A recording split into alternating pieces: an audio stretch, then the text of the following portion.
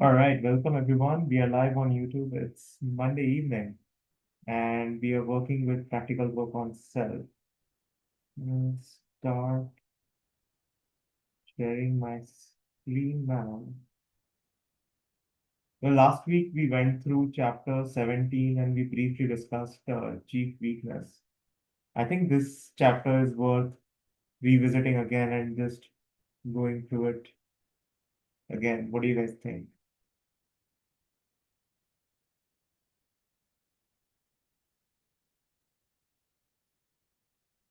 Yes, Okay. David, are you here? Looks like he's away from keyboard. Uh, I guess so. We should we can read this chapter again. And if any of you guys want to get this started, I guess it's worthwhile if we read it again. Nishan, do you want to get us started? yes. Chief weakness. We must see what we ought to do and know the weakness which makes us unable to do it. This weakness is called chief feature.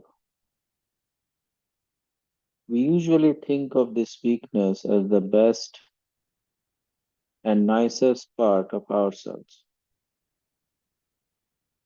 Every small effort to awaken the machine is a small act toward the eventual development of the will of the non phenomenal self over the will of the machine.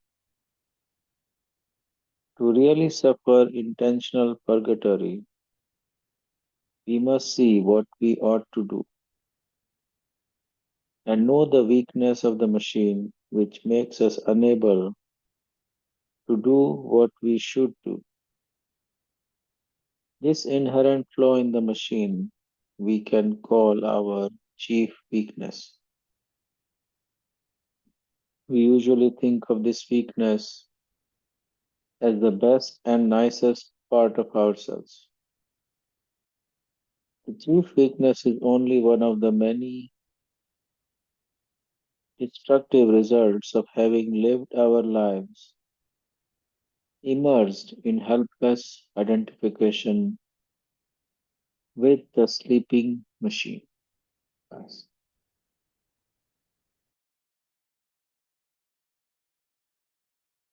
One factor by which we can recognize our chief weakness is that it requires no effort at all to develop it and no special effort to maintain its manifestations. The being is born among a sleeping people. Everything in the surroundings is part of the unconscious conspiracy of great nature to keep us in sleep so that we will continue to fulfill our part in the cosmic necessity. By the time the machine has reached what would otherwise have been responsible age, responsible in the real sense of the word, we have developed very strong habits of sleep and very intense efforts are necessary to awaken the machine. That is, if for us it is still possible. Pass. Sometimes habits of sleep are so entrenched that nothing can help, not even a powerful higher influence, and our fate is sealed.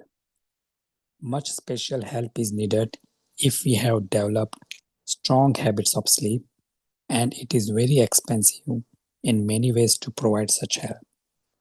Only for someone who has already made considerable efforts toward awakening and transformation can it be considered worth the risk and effort.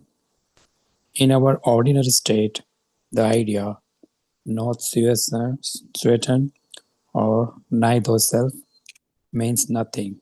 Because our education does not prepare us to understand what human life is for, and if we do not know our purpose for life in the human biological machine, we cannot possibly suspect that the machine is not functioning as a transformational apparatus.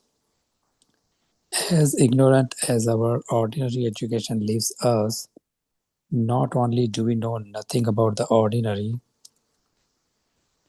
uses of the machine as it exists in nature, but we would never, in the ordinary course of events, which is to say, without the intentional influence of a school, discover the really unique purpose to which it could be put. Thus, only rarely do a few human beings in any generation ever happen to learn about the possibility of intentional evolution. Pass.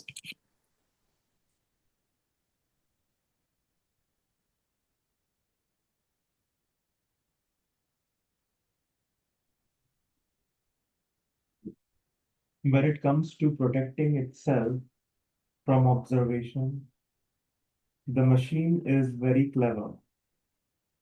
We will never be able to observe the chief weakness if we try to look for it directly. Therefore, we must find a way to observe it indirectly, to observe the traces of its activities.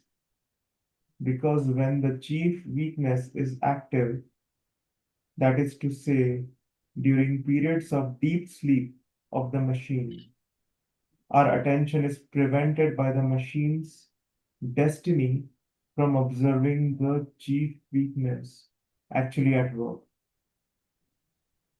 A machine must inevitably behave as a machine, think as a machine, feel as a machine, sense as a machine.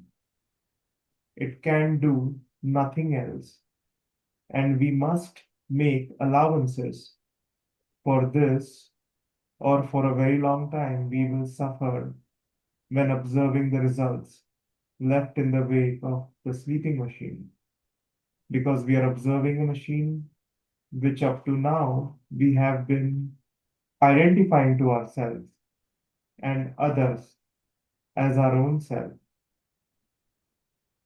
And I pass.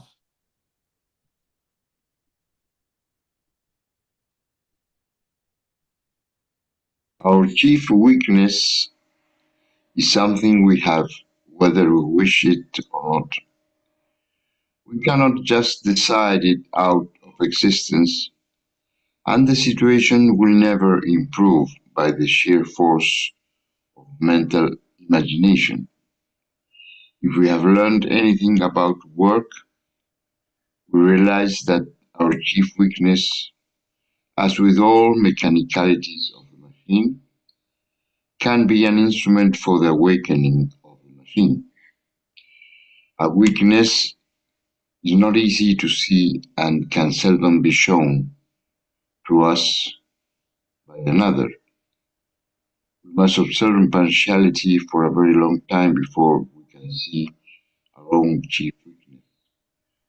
Only then, when we see it for ourselves, will we really, will we really believe in its existence and power. We must not be too much in love with the moods, thoughts, and sensations of the machine to observe impartiality, remembering that it provides these distractions and seductions only for its own smug satisfaction. Our work just begins when we can see exactly what it is that we must struggle with.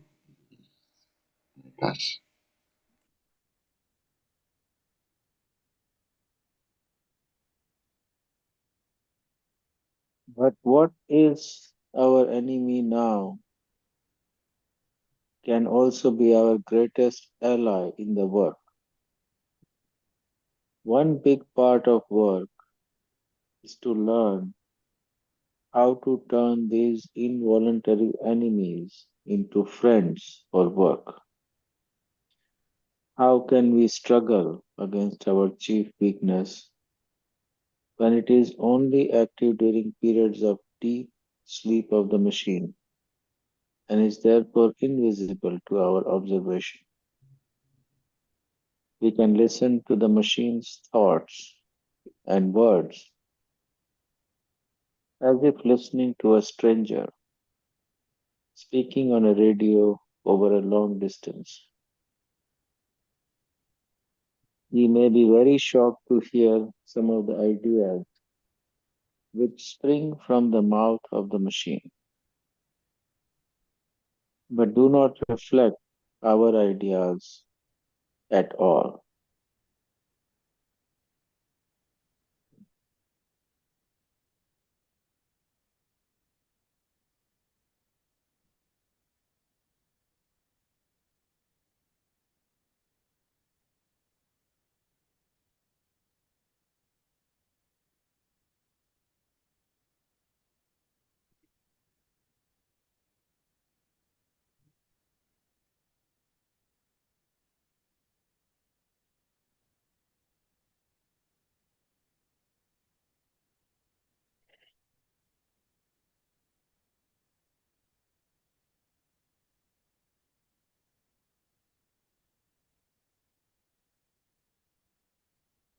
Anybody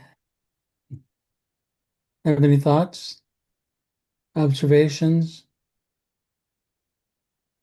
Maybe it's impossible. It seems like uh, in the act of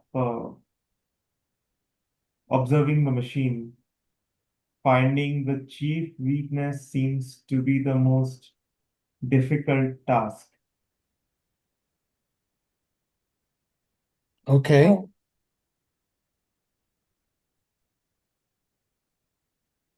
So I was watching a movie, and this what is called this there is a mad scientist, and he's fighting a superhero, and the in the final fight, uh, he activates something like an exoskeleton, and he generates some kind of a magnetic force around him where he starts attracting all the metal scrap, uh, cars, you know, bridges, and anything which has metal, and it Yeah. starts sticking on it, on that frame, exoskeleton frame, and he becomes huge so that he can be strong to fight the superhero. Um, so just I I just feel like when we don't, when we are,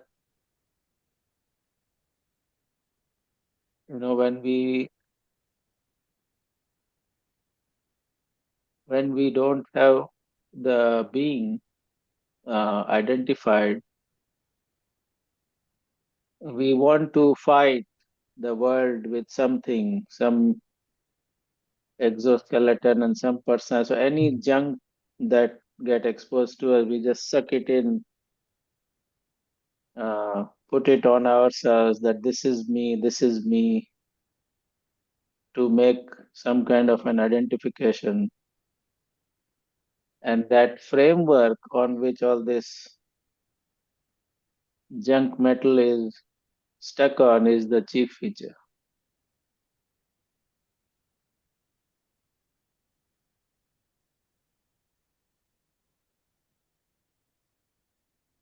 But what about what Nikhil said?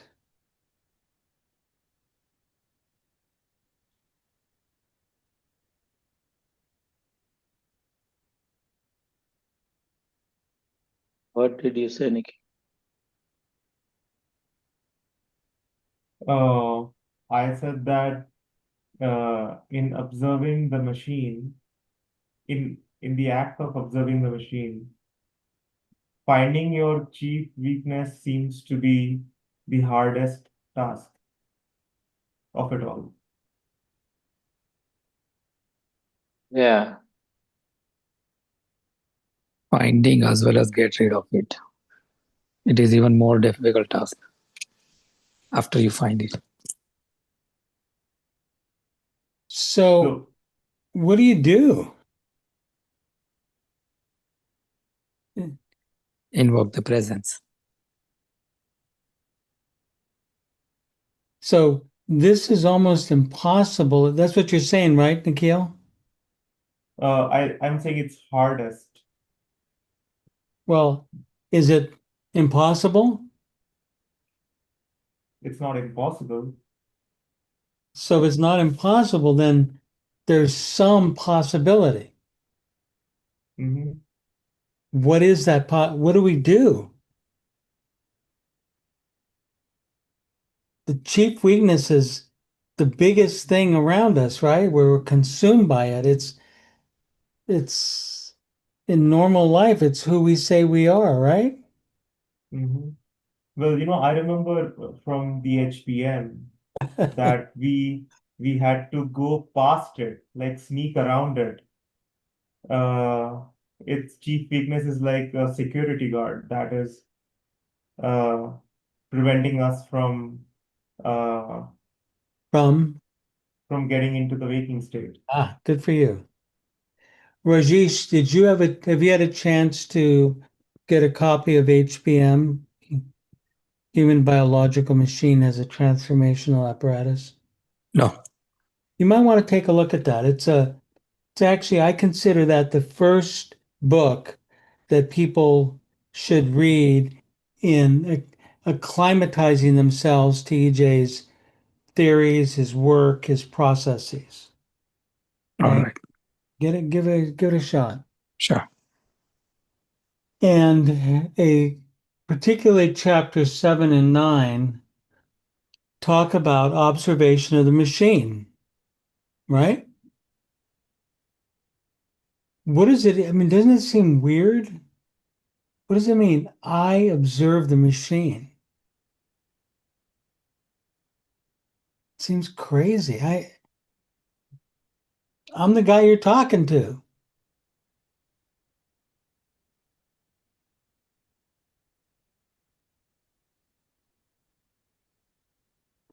At this time, and Rajesh, everybody here has been through HBM and a number of other books, and the concept of awakening the machine is second nature to everybody here, right?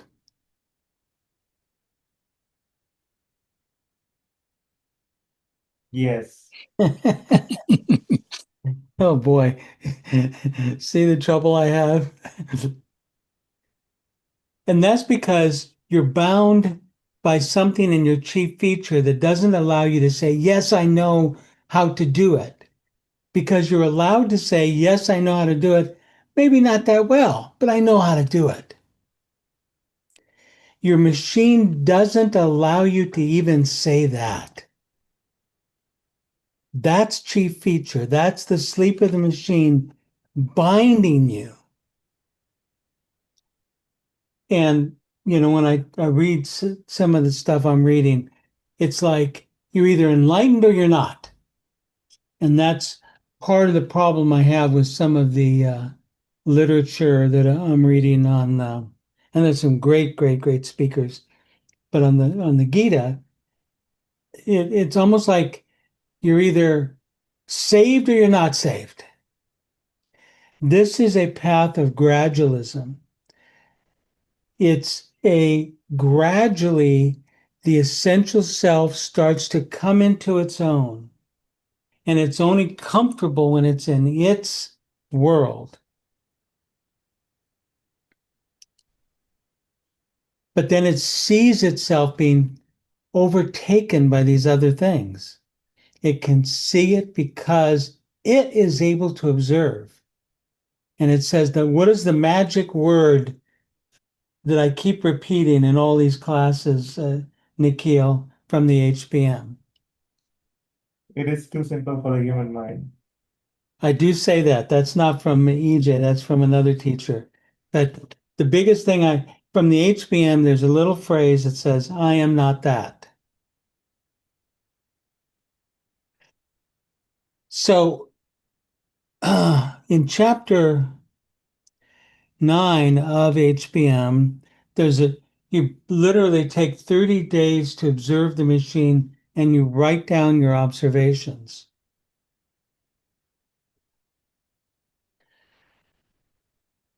Okay, Nikhil.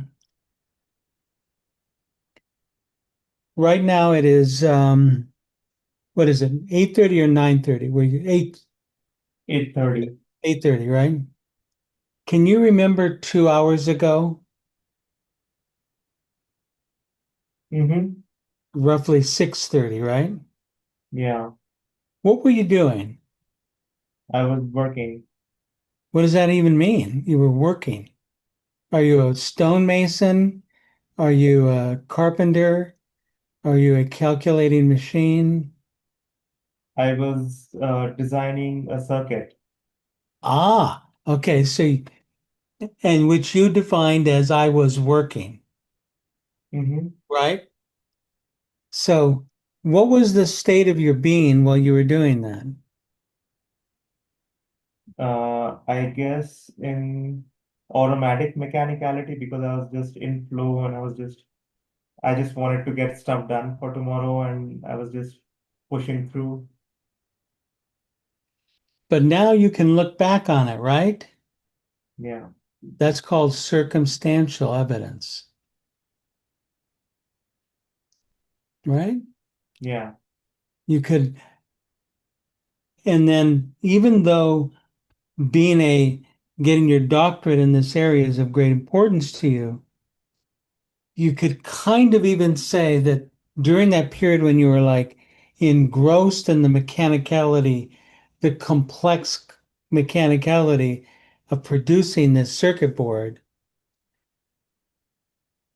you can say, you can look at part of it and say, I am not that, right? yes, Yeah. Is that okay? Does that okay with you? Does that feel right? it does. Yeah, and it's okay, right? Very much so. Very much so. It feels like there's a sense of freedom to it. So we're not judging the fact that you were mechanical right then. Good God. You were just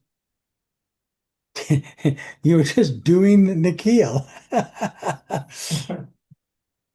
Which is a beautiful thing, man, okay? It is. All this chapter says that of your mechanicality, there's a set of them, a large set, that is called chief feature. It's how you react, the stable of mechanicality that you react from most of the time. For a lot of people, it has to do with your ego. You know, that this is who I am. Like I have a strong need when I'm meeting somebody, particularly if they're important or business wise, I have a strong need to, as quickly as I can, say, oh, by the way, I'm a CPA. Do you know what I mean? Mm-hmm. You know, like, oh, shush, guy's a CPA. Oh, okay, okay. He is somebody. But it's the need that comes up in me is the is the little devil of the chief feature saying, "Don't forget me." You know, I'm not expecting it to not work, but I can get to a position where I can look at it and laugh at it. You know, there it is again. You know, in the next 3 days, 2 days, I'm going to have some very complex meetings, big boys, Harvard attorneys, stuff like that. Do you think that'll come up in me? Yeah. Of course it's going to come up, right? It's going to be desperate to come up.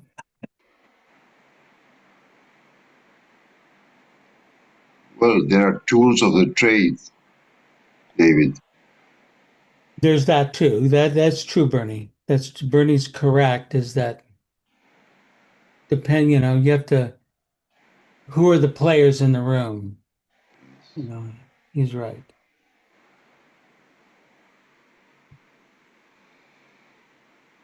Now that I have the microphone open, my first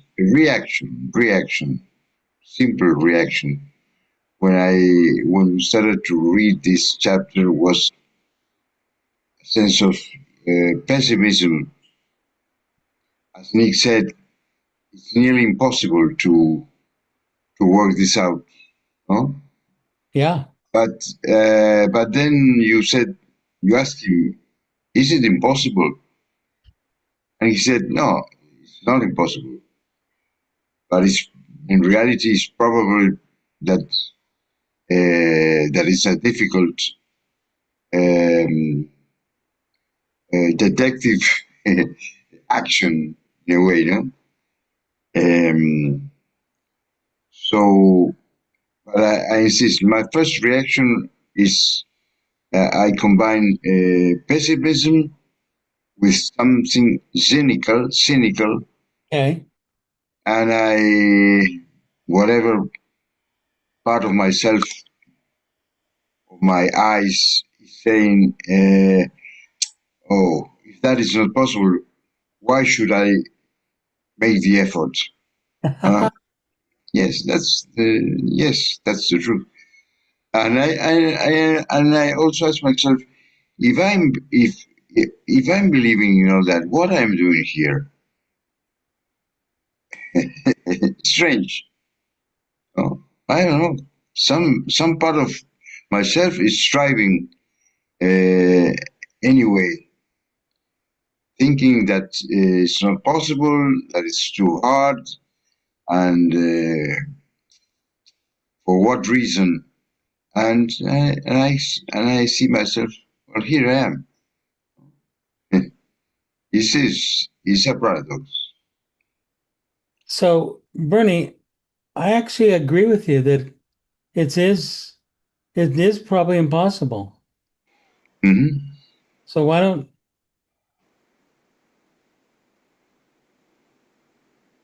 does everybody agree?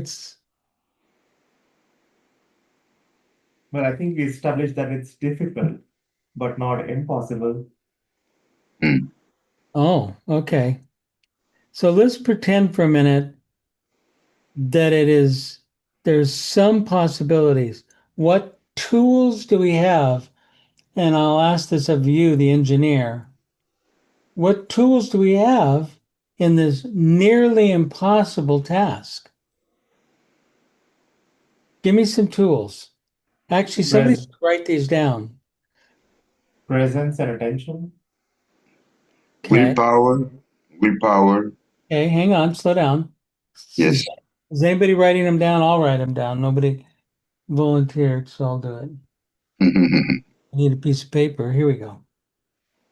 All right, so we have, okay, what did he say? Presence and attention. So presence, attention, willpower. Hope. What else? Huh? Hope. Hope. All Hope. right. As the obligatory reader's invocation finishes. Hope. We offer hope. We offer how much love and hope. Okay. Mhm.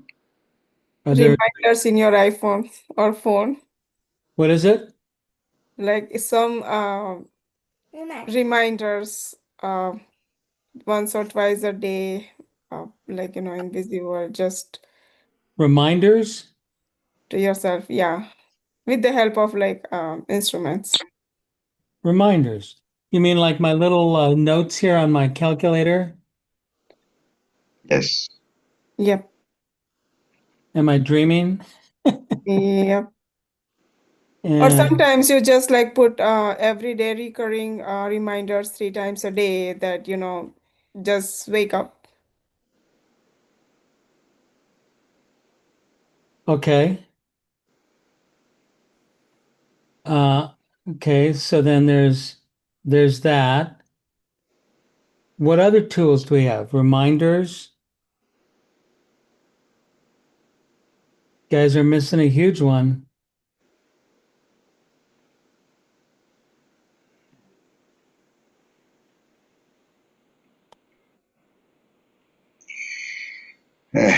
Being part of a group. I mean, here we are, Mhm. right? I mean, we're actually, so group work, Impartial observation. impartiality, impartial observation.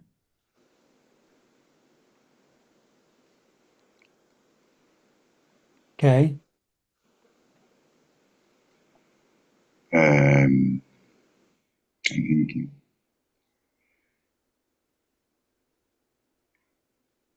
Sensation. Yeah. Say it again. Sensation, feeling, and thoughts. Sensation, sensing. Good. Feeling,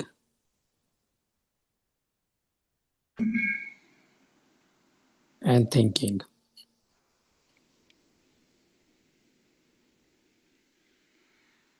A tool that I have found that is very important, at least in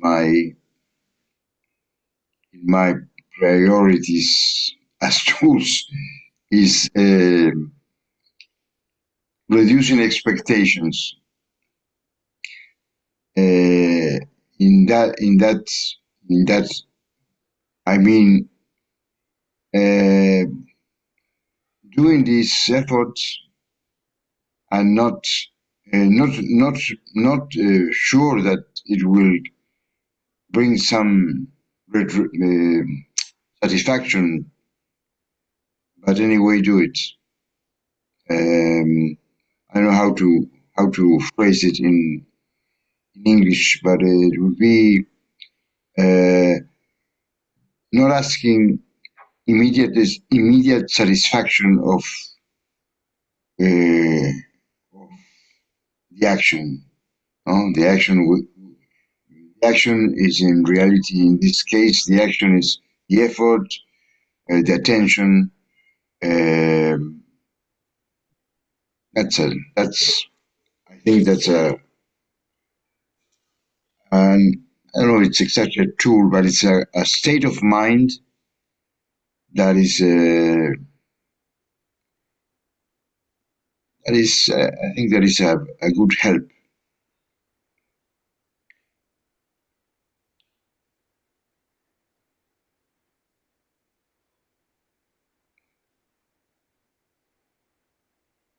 Okay.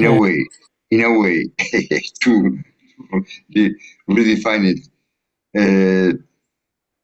it's a big possibility that all this, let's say, effort or sacrifice we are doing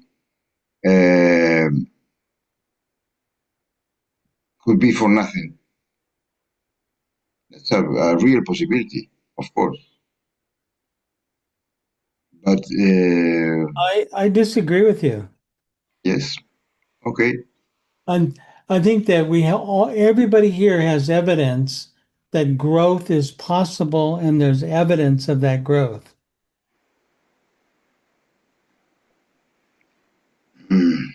Yeah. There is some return on capital here, Bernie. Yes, but I'm not sure of that. But maybe there is not a return. But it's. I think it's the this Gorbis style. We are on a game. We are practicing a game, and there is no reward, final reward that it will give you something, but maybe the game itself is worth playing it. That is, in a way, what I tell myself. So I don't disagree with what you say, but I haven't the data that can say to myself, "Oh, I am growing. I am making a better person or whatever." No, no, no. I don't have that data, and I don't care much. Okay. It's my personal way, probably a defense, probably a defensive mechanism. Low expectations or non-expectations. Hmm. But well, that's maybe that's the key feature. Yeah. Guys, Well, maybe if it's not helping you this time around, maybe it will help you next time. yes, If that may, I don't know if that's the next game. in, Um, but that does not fill me with hope. Can you read the list you Yeah. wrote? yeah, The- there's 10 elements to it, okay? Presence, attention, willpower, hope, reminders, group work, impartial observation, sensation, feeling, thinking.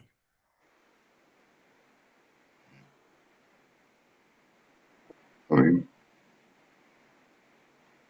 So these are all the tools that we have that will guide us toward chief weakness. These are the tools that this group came up with.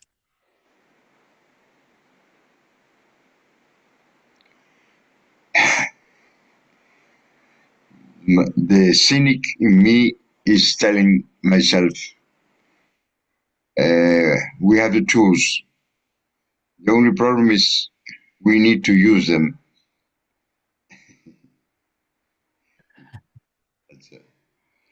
Well, that was my next question. Because how are you using, I'll ask everybody this. How are you using this group in terms of group work to help yourself?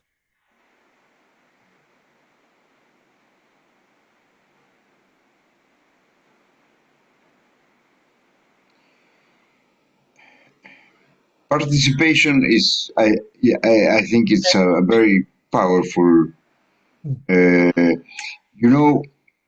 many years ago, I read something that telling myself that a group is like a wheel. It is kept in motion by, I don't know in English, but you help me, los rayos de la rueda, los rayos, the how you say that in English, David? Rayos de la rueda.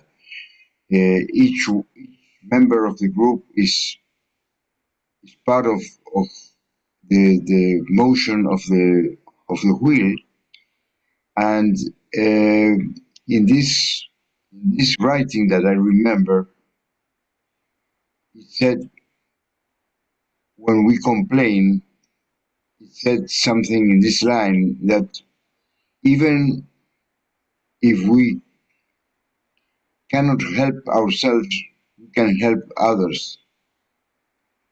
And Okay.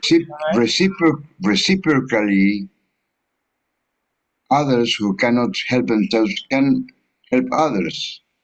So, in a way, a group is a wheel in movement and it's alive or can be alive.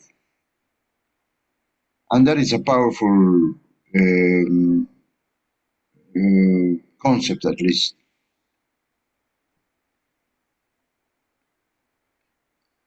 That's it.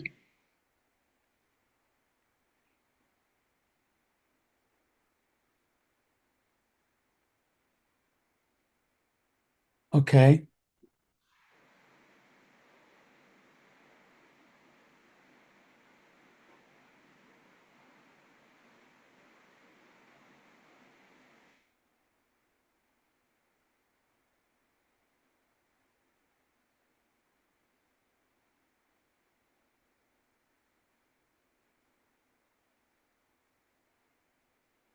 Hmm.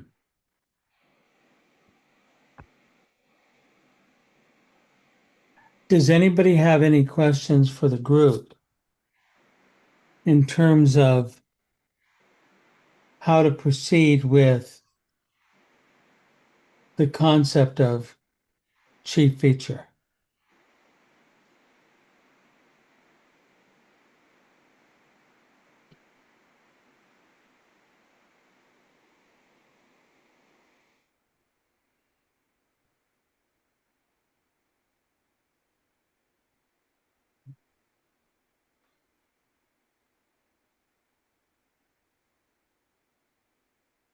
I have one question where it says we all have chief feature instead of just let it go and I'm not able to reproduce is exactly what it says, but something like that instead of like, wasting energy, what we are doing continuously, unconsciously, rather to use it for our work. So how we can put that one into practice or how it can be helpful, like say we are succeed, like say 5% or 10%.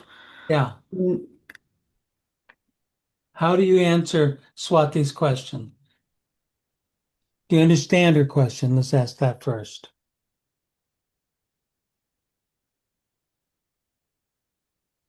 She's referring to something in the chapter, correct? Yes. Nikhil? I think, let's see if I can find it. Do you want me to share my screen?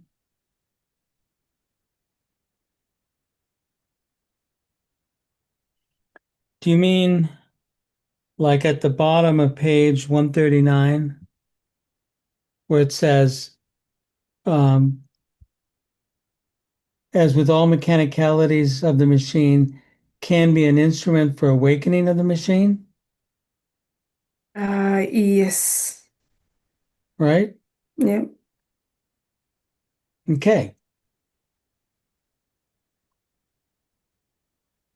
And How, the second last paragraph also it says that, but what is our enemy now can also be our greatest ally in the work.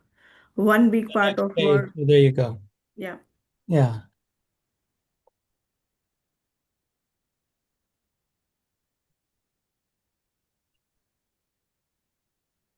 What is that even? Just imagine, what could that possibly mean? I mean, these are all words in English. Everybody here knows how to speak English pretty well.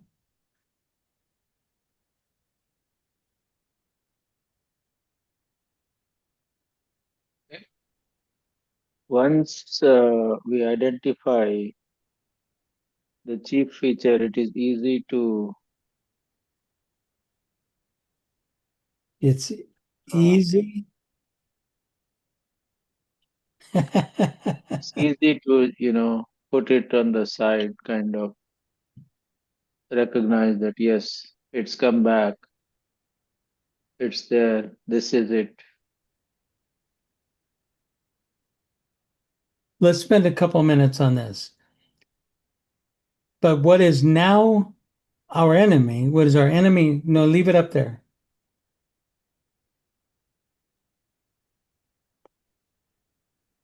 Thank you. But what is our enemy now can also be used as our greatest ally. First of all, what is our enemy?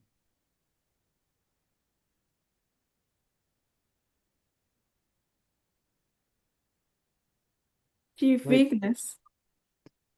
Yeah, but that's a good mental answer. But what is the enemy in Swati, in Rajesh and Nikhil and David and Bernie and The mechanicality of the sleeping machine. yeah, but what is it? What is your mechanicality? That's what this is getting to. In the upper paragraph, it says the distraction, the seductions. Remembering that it provides these distractions and seductions.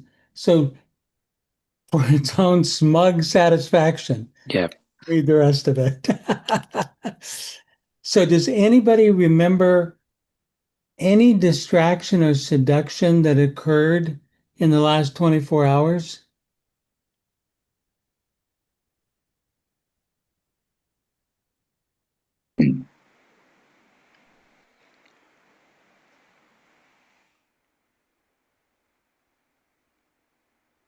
I could ask Multiple. per second, right? Go ahead, Nishant. You can write a book. I want one thing. I don't want a book. I want one line item, one sentence. This is where it's too simple for the human mind. Food. Seduction. Food. Give me an exact example, Swati. So, my machine loves sweets, and even though I know that it's full of calories, I did not stop eating 2, 3 items more than what I needed. When So, was this? When did this occur? just few hours back. Okay, a few hours back. And what was the sweet? Tell me the exact thing that happened.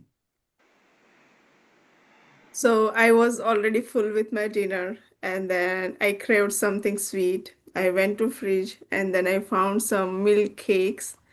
I took a half, and then I offered to Mala, and she said, "Oh, I don't like it," and I know that she doesn't like. What? So I take out the ice halwa, that thinking that she liked it. I offered her. She ate a piece, and then she left whatever I offered her, and then I, You ate that, right?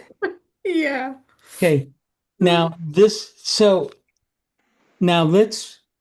here's somebody brave enough to actually say what occurred.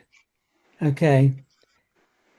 Okay, Rajesh, tell me what is the distraction and seduction that Swati was subject to?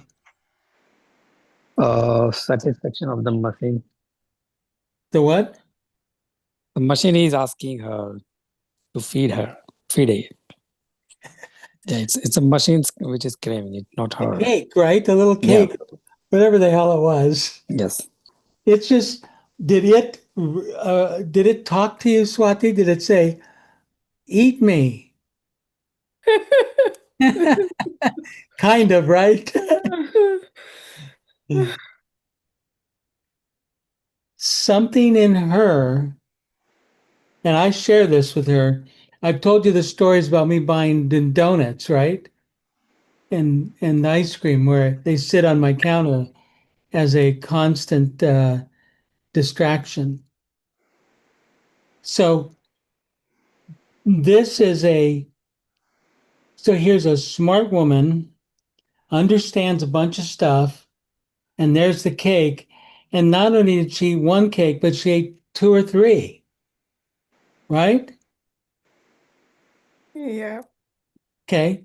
So now what one of the other parts of your chief feature wants to do, Swati, is to judge you, right? To have guilt because you did that. Do you understand what I'm saying? Hmm. Nikhil, do you understand? Yeah. Guilt is worthless. Observation is gold. So when you saw yourself, you made the dinner, took a lot of effort, it was hard, and everybody ate, and then you're sitting there, and that little voice comes up, gosh, really, I could really use something sweet, right? Just talks in your little ear, goes, and then you go, then you open up the refrigerator, and there's whatever it was, you mentioned it. And Don't I deserve this? whatever it is, whatever the mechanicality is, it's thing, but that was a mechanical action. Now, go back to the paragraph. Leave it up there for a couple minutes, okay? Okay. Now, it says, our work just begins when we can see exactly what it is we must struggle against.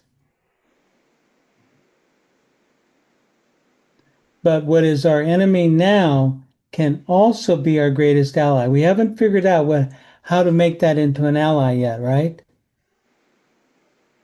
But the point of this chapter, in a sense, is watch that thing come up in you, Swati. Do you go into the office tomorrow? Yeah. You do, or you don't work at home? Okay. So you go into the office, and you're going to probably have your lunch prepared, and you go in the office, and someone's going to have like a bowl of Halloween candy, right? That even happened today. She ate my Kit Kats. Did she bring some for you? No, actually, when I went to office, they had a bunch of like treats and candies for snacks by the office people. And then when I came home, Mala offered me Kit Kat because I ate her few of her Kit Kat like 2 days back. I love Kit Kats. They're yummy good. So here's the fun part of it. You go into the office and there's that bowl of Kit Kats and Mars, whatever it is, right? You walk up to it and let that thing work in you. You know what I mean? Hmm. Let that hunger work and burn. Don't stop it. Because from a particular, as Rajesh was saying to us, the concept of impartial observation, don't judge it. And just say, I want all of those Kit Kats. I want that almond bar, right? Let it work in you. Watch it just as a flow of energy. Maybe your physical body goes and you grabs the Kit Kat bar and you eat it, but it's the matter of watching the energy flow. Does this make sense to anybody? Yeah, it makes sense to I me. think, yeah, that's called, I think, tapa. I should not name it, but looks like to tapa part of it, like you crave it, so energy arises, and then you don't let it go west. Just Yeah, let it, yeah, and you're holding that energy, right? you're holding the energy, and the first thing that your brain says is, "Oh, this is bad," and so you like turn your head away from it, and that's when the chief feature wins. Hmm. Okay. I have a question. Is Chifichu wins when you get to eat it? No. Or let's say you have an intention to do not eat it and to observe yourself in that temptation space, but don't act on it. Is that would be a way to work on it too? No. Well, we're not at the point of not acting or acting or anything like that. Right now we're at the point of observation. So the fact that Okay. If you judge it and don't observe it, then chief feature wins. But if you can actually watch it, and Yeah. it'll wind up being a whole symphony, a whole series of steps that gets you to, it'll start when you're at your back at your desk and you're working away at a particularly hard programming problem. And you take a little breath and you go, oh, gosh. And then I wonder if that Kit Kat is still at that bowl over there. I better go look. You know what I mean? It's like that's the thing that is a hook into our chief feature. We don't know quite what our chief feature is, and it's not critical to define it. What is critical is to observe and look and watch. Because then we have the most powerful tools on the planet, presence and attention. But it has to be specific. If you David, yes, sir, Bernie. yes, we are programmed from our first years to run or control temptation. That's the religion, the classic religion view. No, the sins, temptation, whether it be the temptation has to do with the flesh, of course, Yeah. with what you eat, what you crave, your ambition, your money, your fame, whatever. No? But and we are programmed to fight that temptation. And what you are saying contradicts that in a way, but I see that you are in a way saying that there is a tool or whatever that we can make use of, that indulging in a way in that temptation for a while, of course not becoming sick in the case of food, no, but indulging, but observing that action, the mechanicality of that action. And But this what just happens to be, this happens to be her particular thing. It's not give in to the temptation, it's observe the energetic. Somebody else, she's the only one that shared anything, Bernie.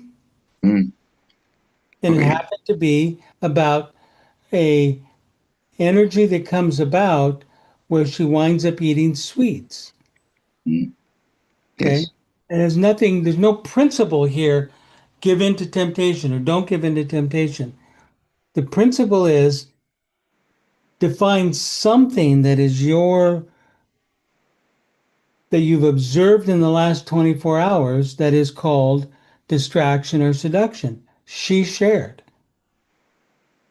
Okay. And what I'm saying is everybody has something particular and peculiar to them. Then Yes. we can do this. The mental But spectrum keeps us from potent, impartial observation.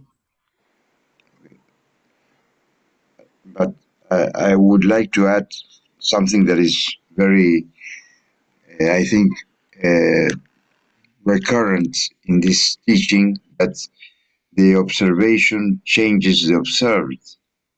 So there is something there that brings that tool brings some benefit in a way. Not that Yeah. we we forget about the intention or the corrective, but something beyond our usual reaction to whatever that energy or temptation or whatever name I put. something is happening if our observation is alive, no? I hope so. Anyway, that is my comment. Thank you.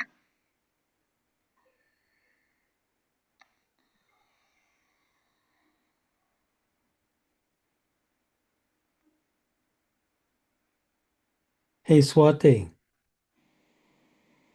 Yes, please. what are you thinking? No, I got the gist what I was looking for, that how we lose the energy if we give up in two ways. Like, just first is like not observing, then we are losing energy in a way. So my Sure. weakness, not the chip, but it is some weakness that I am not resisting, or I just keep craving food or say something. And then second, even like an I observe and resist, then the chief feature has eaten away that energy. But if I observe and hold it without judgment, that is more important. Like no judgment is there, and then you're observing. Beautiful, beautiful. Yeah. So thank you, David. Thank you. I mean, you're the one with the courage, you know. And I want to say something real quick. I know we're over time. This stuff is very hard, everybody. That's very, very hard. I'm not saying that it's simple, you should just get it, but it's very esoteric and it's very hard. We're talking about, advanced degree stuff here, Nikhil. All right. Subtleties that you can only know because you've reached this level of knowledge. We're talking about stuff that's very subtle, very esoteric. But boy, is it potent as you begin to incorporate it within your Voyager work life, which you are. Okay. Are we meeting again next week, or do we know yet? Will there be a Monday? We'll see. We'll see. Okay. Yeah. What's Yes. happening to Monday? I was just wondering, I didn't know whether there was going to be another Monday. It'll be fun. It'll be fun, she said. I'm coming. I'm going to come. If it's going to be fun, I'll be there. All right. Awesome. Let's land this plane. Thank you, Nikhil, for setting this Thank up you, for everyone. us. Okay. Thank you all. Thank you. Bye bye. Everybody. Bye-bye. Thank you all.